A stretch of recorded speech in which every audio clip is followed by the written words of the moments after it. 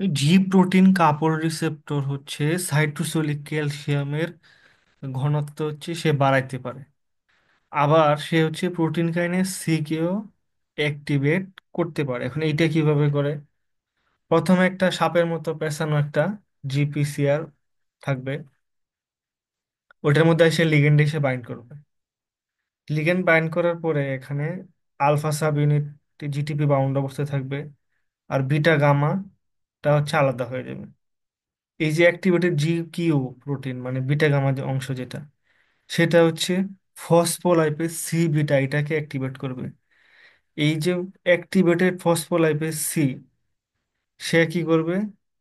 এই যে এখানে পিআইপি 2 ছিল, পিআইপি 2, এই পিআইপি 2 থেকে হচ্ছে ডাই অ্যাসাইল গ্লিসেরল আর হচ্ছে আইপি 3 উৎপন্ন হবে।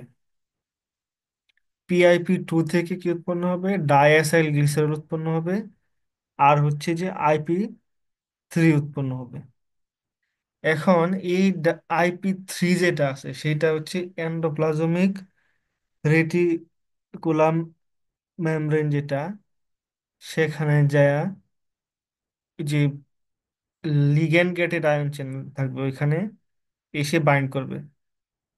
এই আইপি 3 বাইন্ড করার পরে এই চ্যানেলের মুখ খুলে যাবে। মুখ খুলে গেলে কি হয়? ভিতর থেকে ক্যালসিয়াম বাইরে বেরিয়ে পড়বে। এই যে এখানে হলুদ কালারের মতো দেখা যায়, ক্যালসিয়াম ভিতরে ছিল, তারা এখন বাইরে বেরিয়ে গেছে।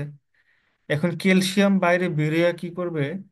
সে হচ্ছে যে protein kinase C K activate করে দিবে প্লাজমা মেমব্রেনের মধ্যে। তাইলে কি দেখা যাচ্ছে এখানে? একটা জি প্রোটিন কাপল রিসেপ্টর সাইটোসোলিক ক্যালসিয়ামের কে ইনক্রিজ করতে পারে, আবার সে হচ্ছে প্রোটিন কাইনেজ সি কেও অ্যাক্টিভেট করতে পারে।